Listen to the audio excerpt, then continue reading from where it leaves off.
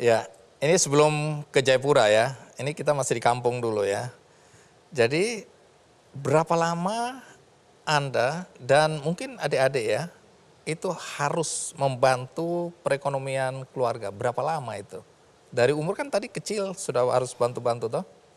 Bang Andi, saya kalau ditanya berapa lama, mama saya itu saya suruh berhenti kerja ketika saya udah selesai kuliah. Tahun 2001-2002.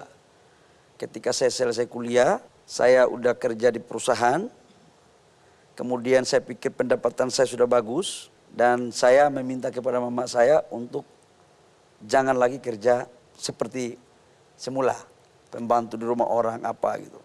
Jadi saya mulai di situ. Sebelum itu Bang Andi, saya waktu SMP itu karena udah hidup di terminal jadi anak nakal. Oke. Masih kelihatan sekarang. Dari wajah masih kelihatan itu. Jadi saya masuk di terminal itu ketika SMP saya berkelahi sama anaknya kepala sekolah. Kemudian saya dikeluarkan di sekolah dan kemudian saya lari ke hutan. Jadi helper eksavator. Helper itu connect eksavator di usia belasan Bang Andi. Baru 14 tahun. Saya tinggal di hutan-hutan, jadi kerjaan saya itu adalah setiap pagi masak, kemudian helper eksavator pompa gemuk. Iya. Jadi kalau pada saat isi minyak, saya naik di bekonya itu dengan satu drum minyak solar, kemudian diselang turun. Kemudian saya putus sekolah. Oh, sempat putus sekolah? Putus sekolah. Jadi saya putus sekolah di SMP Bang Andi, dan kemudian saya ikut ujian persamaan. Jadi saya ini adalah alumni paket C. Paket C. Oke, jadi ini stop sampai sini. Banyak anak-anak sampai hari ini masih merasa rendah diri, masih merasa hidupnya ini tidak berarti karena ternyata dia tidak sekolah formal tapi dia ikut paket-paket seperti ini. Itu salah itu ya? Salah. Jadi ada yang paket C bisa jadi menteri juga? Paket C, sekolah itu tidak menjamin kualitas seseorang. Oke. Yang menjamin kualitas seorang itulah orang itu sendiri. Sekolah itu cuma instrumen sarana aja Bang Andi. Saya ikut paket C, tapi les terus Bang Andi. Les, saya tamat SMP, waktu di zaman Orde Baru kan paket C nggak bisa tamat masuk SMA. Iya. Jadi waktu itu saya tinggal dengan Dandim kebetulan, Dandim Fakfak, orang Jawa. Namanya almarhum Pak Heri Sudewo. Habis saya ikut paket C, saya tinggal di rumahnya, saya disekolahin. Nggak ada sekolah, satu sekolah itu nggak ada yang terima saya. SMA nggak terima, SMA negeri, SMA yang lain pun tidak terima. Karena Dandim yang bawa saya, datang ke SMEA. SMEA pun SMEA Yapis. Oke. Sekolah Menengah Ekonomi Atas. Atas. Kemudian waktu itu sebenarnya saya juga ditolak. Tapi dibuat syarat. Oke, ini anak bisa masuk SMEA kalau dia lolos masuk 5 besar. Jadi ujian, sebenarnya sudah tolak. Preman terminal disuruh sekolah pasti dianggap ini otaknya nggak nyampe-nyampe. Ya kan? Iya. Tapi waktu kan kepala sekolah mau tolak Dandim kan zaman Orde Baru bisa-bisa dapat hantam ini kan. Kira-kira. Akhirnya? Nah, kemudian saya tes. Saya belajar, saya tes. Alhamdulillah yang diterima di sekolah itu tidak lebih dari 200, yang tes sekitar 400. Dan saya bukan masuk 5 besar lagi. Saya masuk 4 besar. Wih. Padahal minta maaf. Dari wajah sih kurang meyakinkan. Tapi ya sudah lah namanya ya. Ini otak kan nggak dicerminkan dari perwajahan ya. Bukan berarti saya bilang Anda jelek ya, tidak. Ya kita beda-beda tipis lah Bang Andi. Kita dua ini kan sama anak Papua Bang Andi, beda-beda tipis. Iya. Nah, oke. Jadi dari situ masuklah SMEA ya. SMEA, setelah di SMEA, saya ketua OSIS. Oh, hebat. Sekolah, saya kebetulan tamat dengan ranking 1 di angkatan saya. Wish. Dan kemudian, saya itu sambil sopir angkot. Beberapa 1 minggu itu saya lihat teman-teman saya berangkat kuliah.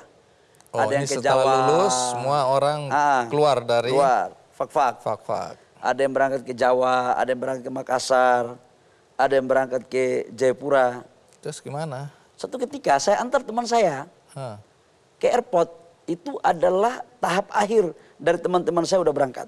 Jadi sambil saya bawa angkot, saya lihat saya duduk makan sambil menatap di Fakfak itu ada pelabuhannya kan menghadap ke bawah itu kan pantai langsung itu Bang Andi, laut kan, sambil makan ikan bakar, ada warung di pinggir jalan. Oke, terus? Menatap laut. Saya bilang, saya ini mau jadi apa ini?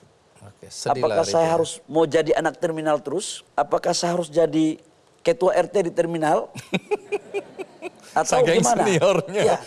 Sementara yang berangkat ini nilainya di bawah saya semua. Terus? Tapi karena mereka punya orang tua mampu, ya apa boleh buat. Di situ saya mulai merenung, Bang Andi. Saya sempat nangis juga di situ. Jadi ternyata laki-laki muka seram itu tidak mesti selamanya hatinya juga seram. Ada Hello Kitty-nya juga. Penonton, saya nggak ngomong apa-apa loh ya. Ya, saksi ya, saya nggak ngomong apa-apa loh ya. Jadi itu saya merenung, Bang Andi. Saya akan jadi apa kalau begini?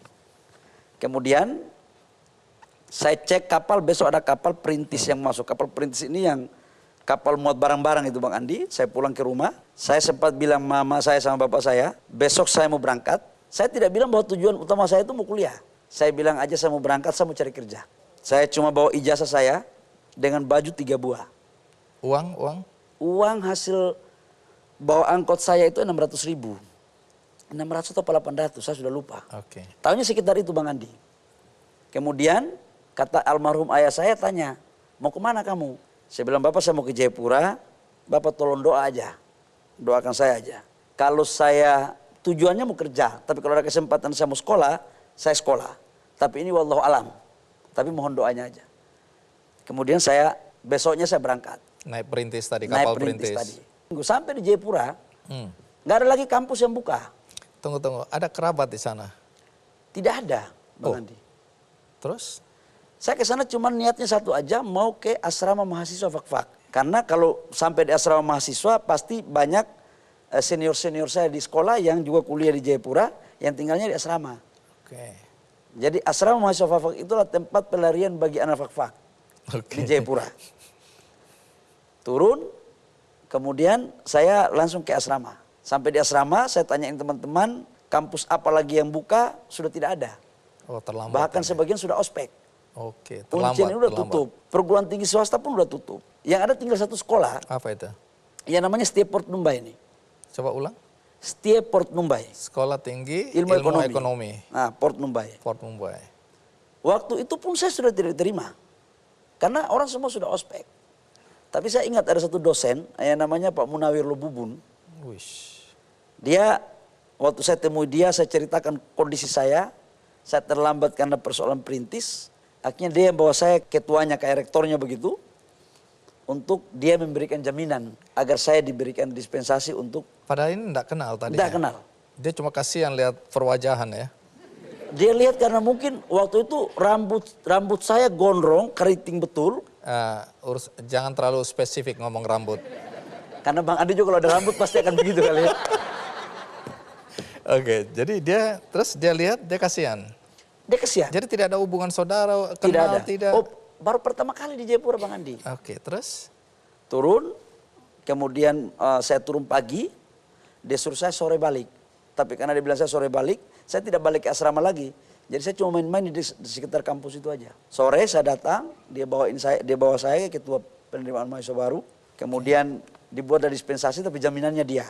Oke. Tapi saya harus membuat pernyataan bahwa saya harus kuliah harus sekolah baik-baik. Ini kalau lihat penderitaannya panjang ini ya. Ya, saya selalu mengatakan teman-teman begini.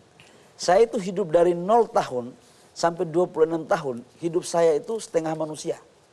Uish, maksudnya Karena apa? penderitaan. Kemiskinan terus gitu. Capek saya lihat itu. 26 tahun ke sini baru alhamdulillah jadi manusia seutuhnya lah. Oke.